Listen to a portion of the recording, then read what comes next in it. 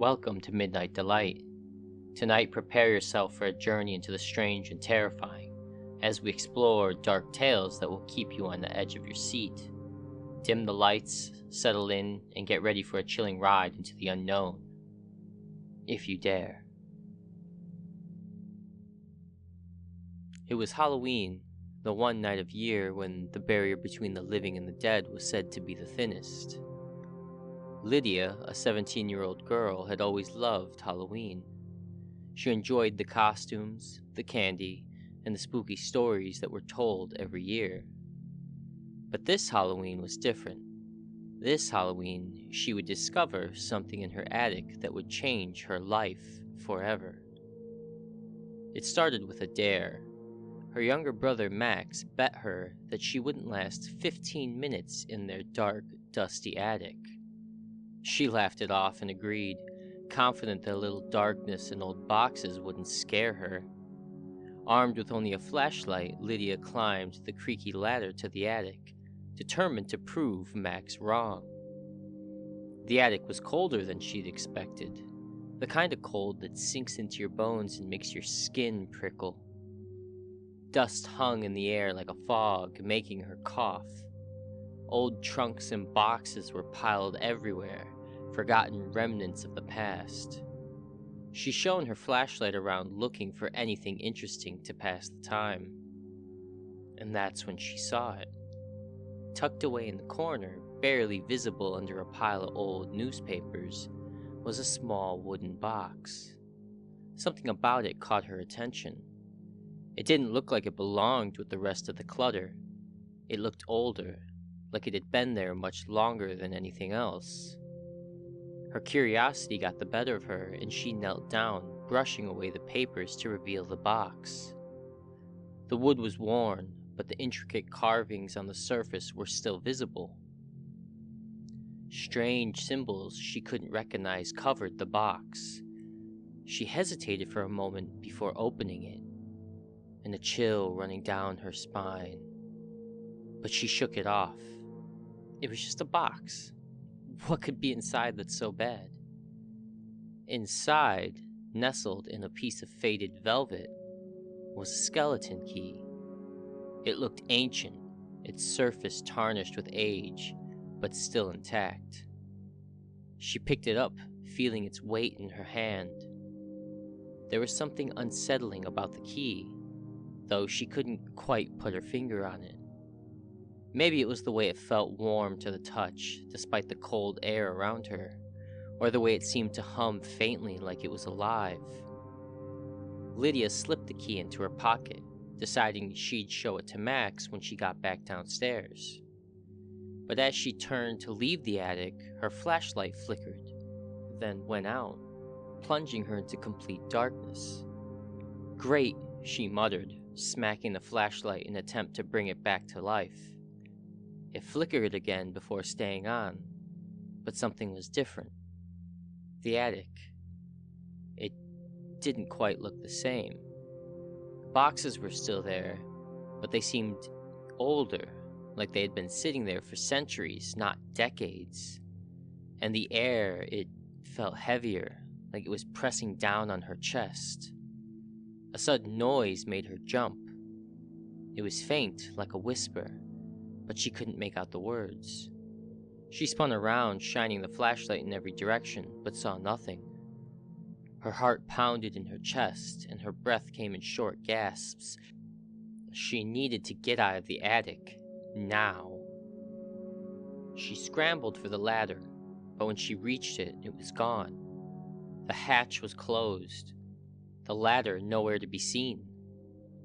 Panic surged through her. She hadn't heard it close. How could it be gone? She reached for her phone, but there was no signal. She was trapped. Her hand brushed up against the key in her pocket, and an idea formed. Maybe the key could get her out. It was crazy, but something deep inside her told her to try it. She pulled the key from her pocket and turned, shining her flashlight around the attic until her beam landed on an old wooden door she hadn't noticed before. It looked like it had always been a part of the attic, but there was something wrong with it. The wood was splintered, and the handle was rusted over. But it was the only way out she could see. With trembling hands, she slid the key into the lock and turned it. It clicked open, with a sound that sent shivers down her spine. The door creaked as it swung inward, revealing darkness, but not the normal kind of darkness. The kind that felt alive, like it was waiting for her. She stepped closer, peering into the abyss, and what she saw made her blood run cold. It wasn't just a room, it was another place entirely. The sky was a sickly green, with swirling black clouds that looked like they were about to swallow the earth. Trees with twisted, gnarled branches reached up like skeletal hands, and in the distance, she could hear the sound of something. It was faint, but it was there. A low growling, getting closer. Lydia stepped back, slamming the door shut. Her heart raced and her hands shook as she fumbled with the key. What had she just seen? She didn't know, but one thing was clear. This key didn't open normal doors. It opened something far worse. She turned, determined to find another way out of the attic, but to her horror, another door had appeared where there had been none before.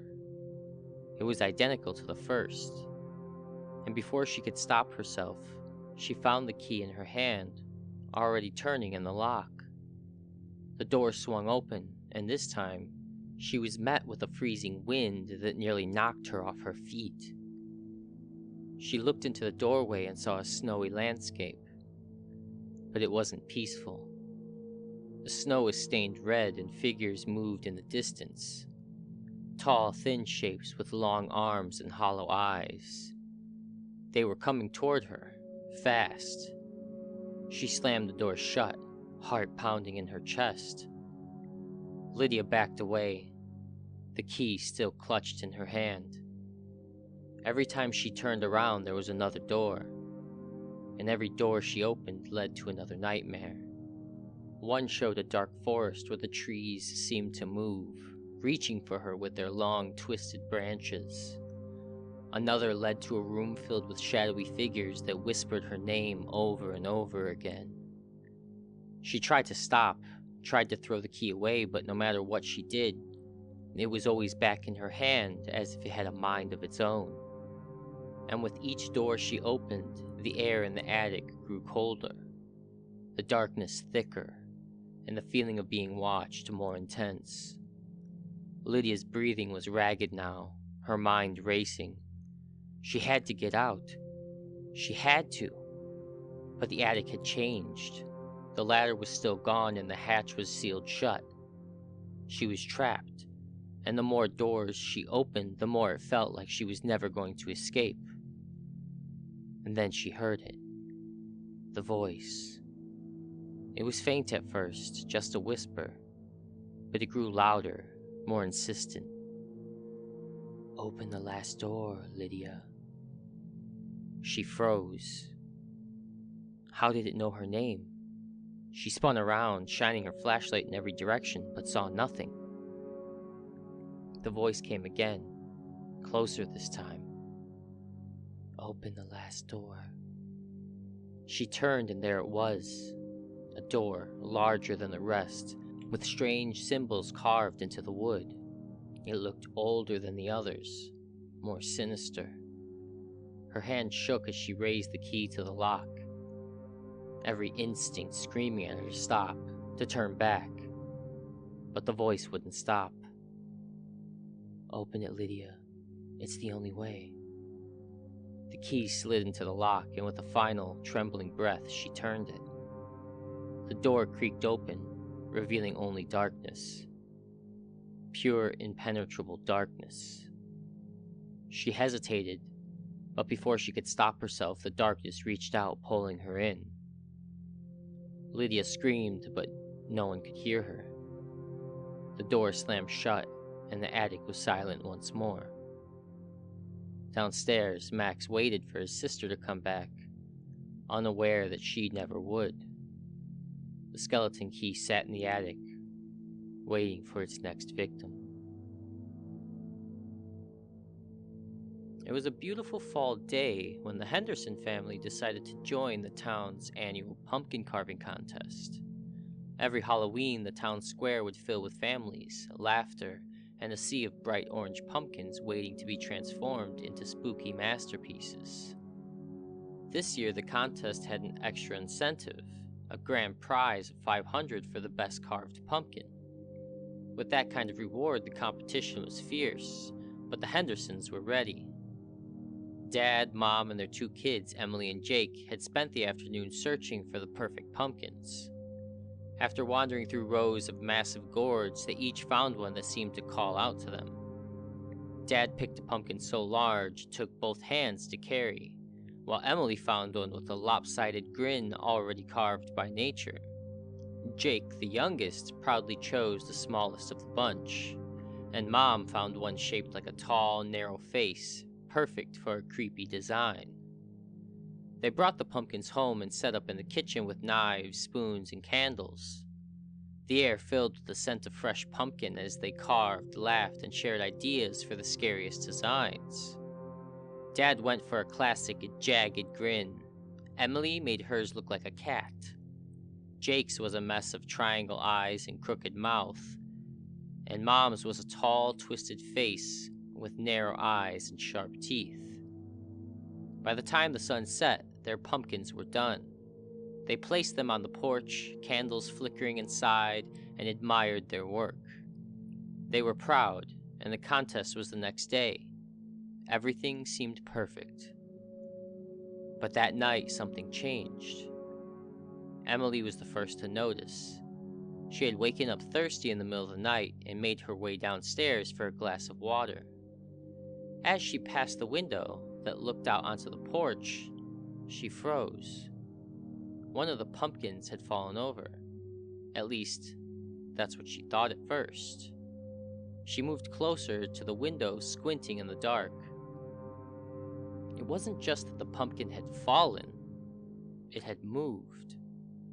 The lopsided pumpkin she had carved, the one that she had placed in the center of the porch, was now near the edge. Its face, which had been smiling earlier, seemed different. It was subtle, but the grin looked wider, more twisted. The candle inside had gone out, leaving the eyes dark and hollow. Emily told herself it was just her imagination, and she went back to bed. But the feeling of being watched stayed with her. The next morning, the family gathered to load the pumpkins into the car for the contest. But when they stepped onto the porch, they stopped dead in their tracks. The pumpkins had changed. Dad's pumpkin, which had been a simple, friendly face, now looked grotesque. The jagged grin was no longer playful, it was sinister. The edges of the mouth had stretched and the teeth seemed sharper, almost as if they had grown overnight. Emily's pumpkin, the lopsided one, now looked like it had a second face forming beneath the first, as if something inside was pushing out. And Jake's pumpkin, the little one, had shriveled into a twisted mass, its eyes now deep sunken holes. Mom's pumpkin was the worst. The tall, narrow face she had carved had grown longer, its features more defined. The once smooth surface was now rough, like skin. The eyes, which had been carefully cut into thin slits, were wider, more human-like, staring straight ahead with an unsettling intensity. "What happened to them?" Jake asked, his voice shaking. Dad brushed it off at first, laughing nervously. "Must have been the cold weather or something. Pumpkins don't last forever." But as they loaded the pumpkins into the car, an eerie feeling settled over them. They brought the pumpkins to the contest, but they couldn't shake the strange changes. Something was wrong with them. Other families at the contest admired the Hendersons' pumpkins, commenting on how lifelike they looked. But only the Hendersons knew the truth. These pumpkins had changed on their own. The family didn't win the contest, but by the end of the day, that was the least of their concerns. They returned home tired and uneasy, placing the pumpkins back on the porch. The wind had picked up, and Halloween night was just a few days away. That night, things took a terrifying turn. Emily woke again, but this time, it wasn't thirst that stirred her from sleep. It was a noise. Scratching, like something dragging across the floor. She lay still, listening. The sound was coming from downstairs. She slipped out of bed and crept to the staircase, her heart pounding in her chest. As she peeked down the stairs, her blood ran cold. The front door was open. It was just a crack, but through it, she could see the pumpkins. They weren't on the porch anymore. They were moving. Slowly, awkwardly, like they were dragging themselves across the ground, pulling their heavy bodies with twisted, vine-like arms. Emily's breath caught in her throat. She wanted to scream, but no sound came out. She watched in horror as the pumpkins moved closer to the door, closer to the house. She ran back to her room, slamming the door behind her. She climbed into bed, pulling the covers over her head, praying it was just a nightmare. But the scratching noises continued, and they were inside now. She could hear them moving, scraping against the floor. The next morning, Emily tried to tell her family what she had seen, but they didn't believe her. They thought she was just spooked by the changes in the pumpkins. But when they went downstairs, they found the pumpkins inside, scattered around the living room. The door was still locked. "How did they get in here?" Mom asked, her voice a bit shaky. Dad didn't have an answer. He just grabbed the pumpkins and threw them outside and locked the door. "It's just a prank," he said, though he didn't seem to believe it. That night, the pumpkins came back. This time, they didn't just move, they stood. Emily woke to the sound of something heavy thudding on the stairs. She jumped out of bed and opened the door, just a crack peeking out into the hallway. There, standing at the top of the stairs, was her pumpkin. It stood on two thick, vine-like legs, its arms reaching out, fingers made of twisted roots. Its face, now fully formed, grinned at her. A wide, hungry grin. Emily slammed the door shut and screamed. The rest of the family woke up to her screams, rushing into the hallway. They saw it too. The pumpkins were alive, moving, creeping toward them.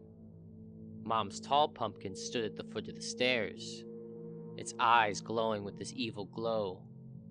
Jake's small, twisted pumpkin skittered across the floor, fast and low, like a spider. "We have to get out of here," Dad whispered, grabbing a baseball bat from the closet.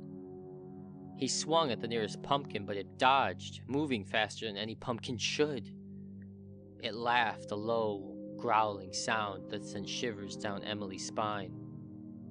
The pumpkins weren't just pumpkins anymore.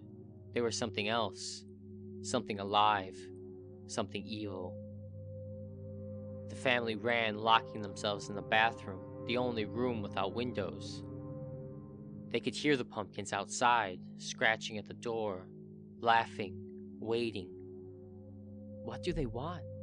Jake asked, his voice trembling. "They're not just pumpkins," Emily whispered, remembering the strange changes, the way they had moved on their own. "They're possessed." The scratching grew louder, more frantic. The pumpkins wanted in. They weren't just looking for a place on the porch anymore. They wanted more. The family huddled together, listening as the scratching turned into pounding. The door wouldn't hold for long. And suddenly, everything went quiet. For a long moment, no one moved, no one spoke.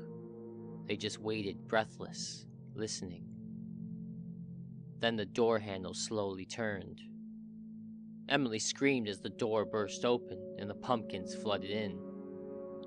The last thing she saw was the grinning face of her own pumpkin, its eyes glowing with hunger before the darkness swallowed her whole. The next morning, the Henderson house stood silent. The pumpkins sat on the porch, perfectly still, their grinning faces glowing faintly in the early morning light. But if you looked closely, you'd notice something strange about them. The faces carved into the pumpkins looked almost human, almost like the faces of the Henderson family. And every Halloween since, people have whispered about the cursed pumpkins on the Henderson porch. No one knows what happened to the family, but everyone knows one thing for sure. If you ever see a pumpkin that looks a little too lifelike, don't bring it home. You never know what might be inside waiting for you. The Parker family had always loved Halloween. Every year they would decorate their home with fake cobwebs, plastic skeletons, and flickering jack-o'-lanterns. But this year, Halloween felt a little different. It all started when they adopted the black cat. It was late October, just a few days before Halloween, when they found her. The Parkers had gone to the animal shelter to look for a pet, something they'd been talking about for a while. Among all the cats and dogs in the shelter, one cat stood out. A sleek black cat with glowing green eyes stared at them from the corner of her cage, completely still, as if she had been waiting for them. "She's beautiful," said Emma, their 14-year-old daughter, reaching out to pet the cat through the bars. The cat didn't flinch, just watched her, almost as if it's sizing her up. They named her Midnight. At first, Midnight seemed like a normal cat, curious, quiet, and a bit aloof. She spent most of her time wandering the house or perching on the windowsill, watching the world outside. But something about her felt off. It wasn't anything the Parkers could pinpoint at first. It was just a feeling, like she was always watching them, observing their every move. Then the strange things started happening. It was little things at first. Midnight would knock over objects in the house, always at specific times. A picture frame here, a vase there. The Parkers brushed it off as typical cat behavior, though Emma couldn't shake the feeling that it wasn't random. Midnight wasn't just being mischievous, she was doing it deliberately. One evening, just a few days before Halloween, Emma was in the kitchen finishing up her homework when she heard a crash from the living room. She rushed in to find Midnight sitting calmly on the coffee table, staring at a picture frame that had been knocked over. It was an old family photo, one they hadn't looked at in years. The cat didn't blink, didn't move, just kept staring at the photo. Emma felt a chill run down her spine. She picked up the picture, and that's when she noticed something strange. The time on the clock in the background of the photo was exactly 7:13. The exact time on the clock now. Emma felt a knot in her stomach. It was too much of a coincidence. She tried to tell herself it was nothing, but the uneasy feeling lingered. That night, she had a nightmare. In the dream, she was standing in the middle of her living room, but everything was dark and cold. Midnight was there, sitting on the floor, staring at her with those glowing green eyes. The cat opened its mouth, but instead of a meow, a deep, growling voice came out. Emma woke up drenched in sweat, her heart racing. She tried to shake off the nightmare, but Midnight was sitting at the foot of her bed, and all she could think about was what she said in her dream. "Beware the curse." The next morning, she told her parents about the dream, but they laughed it off, telling her she needs to lay off the scary movies. But Emma knew something wasn't right. She started paying more attention to Midnight, noticing how the cat always seemed to be watching the family, particularly at night. Midnight would sit in a corner, her eyes fixed on them, and every now and then she would knock something over. Always at the same time, 7:13. By the time Halloween arrived, Emma was on edge. She tried to convince her parents that Midnight was trying to tell them something, but they still didn't believe her. They thought it was all a part of the spooky Halloween mood. That evening, while the Parkers were getting ready for trick-or-treaters, Midnight started acting even stranger. She knocked over another photo, this time an old picture of the house from years ago. Emma picked it up and froze. There in the background, she saw something she hadn't noticed before. Something dark, lurking in the shadows of the house. "Mom, Dad, look at this!" Emma showing them the picture. Her dad squinted at the photo. "It's just a shadow, Em. You're overthinking this." But Emma knew better. She could feel it now. The heavy, oppressive air in the house. Midnight was pacing, her tail flickering back and forth, her eyes glowing even brighter than before. That night, as the clock ticked closer to 7:13, Emma couldn't shake the feeling that something terrible was going to happen. Midnight sat in front of the door, her back arched, hissing at the air. It was like she could see something that the rest of them couldn't. And then, at exactly 7:13, it happened. The lights flickered and the temperature in the house plummeted. The Parkers stopped what they were doing, looking around in confusion. "What's going on?" her mom asked, her voice starting to tremble. Midnight hissed louder, her fur standing on edge. She darted around the room, knocking everything over in her path, books, candles, even a glass of water. The clock on the wall stopped ticking. The second hand froze at 7:13. Emma's dad grabbed a flashlight, shining it around the room. "It's just a power outage," he said, trying to sound calm, but Emma could hear the fear in his voice. But it wasn't just a power outage. From the corner of the room, Emma saw something move, something dark and shadowy, like a thick black fog. It seeped out from the walls, spreading across the floor like it was alive. Midnight hissed again, her eyes locked onto the shadow. "Do you see that?" Emma whispered, pointing at the darkness creeping toward them.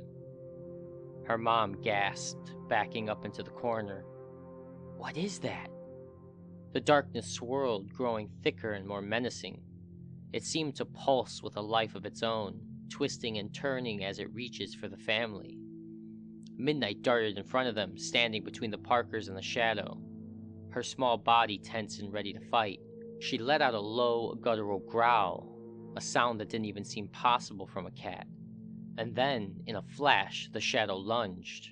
It moved faster than anything Emma had ever seen, swirling around them like a storm. Midnight hissed and leaped into the air, swiping at the shadow with her claws. The shadow recoiled, but it didn't disappear.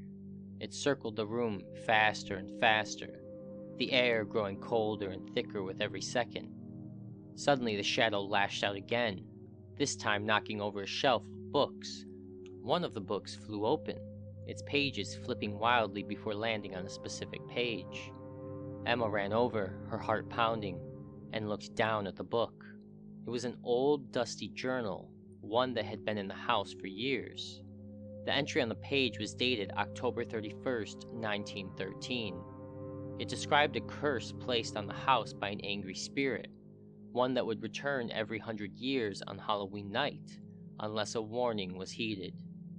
The warning was simple. At 7:13, the darkness comes. The only way to stop it is to acknowledge the spirit and beg for mercy. Emma's hands trembled as she read the words out loud. The shadow in the room seemed to pause, as if listening. Her dad's voice was shaky. "We have to do what the journal says." They all knelt down in the center of the room, their hands trembling as they clasped them together. Emma's voice wavered as she spoke. "We acknowledge you," she whispered. "Please have mercy on us." For a moment, nothing happened. The shadow stood still, swirling around them like a dark fog. And then slowly, it began to retreat. Midnight let out a final hiss, her fur slowly flattening as the shadow slithered back into the walls, disappearing as quickly as it had come. The room fell silent. The clock on the wall started ticking again, the second hand moving past 7:13. Midnight sat down, her eyes still glowing, but the menace was gone. She had protected them. The Parkers stared at each other, breathless, unable to believe what had just happened. "That was real, wasn't it?" Emma's dad asked, his voice all shaky. Emma nodded, her eyes wide. It was the curse. Midnight was trying to warn us the whole time. They looked down at the black cat, who was now cleaning her paws as if nothing had happened. From that night on, the Parkers knew Midnight wasn't just an ordinary cat. She had saved them from something dark, something ancient. And as Halloween came and went, they made sure to always listen to Midnight's warnings. Because when Midnight knocked something over, it wasn't just for fun. It was a message, and the Parkers had learned to listen. Thank you for joining me on this spine-chilling journey. If you enjoyed tonight's tales, don't forget to like, subscribe, and hit the notification bell so you never miss a new story from Midnight Delight. Until next time, remember, sometimes the scariest things are the ones we can't see. Sleep well, if you can.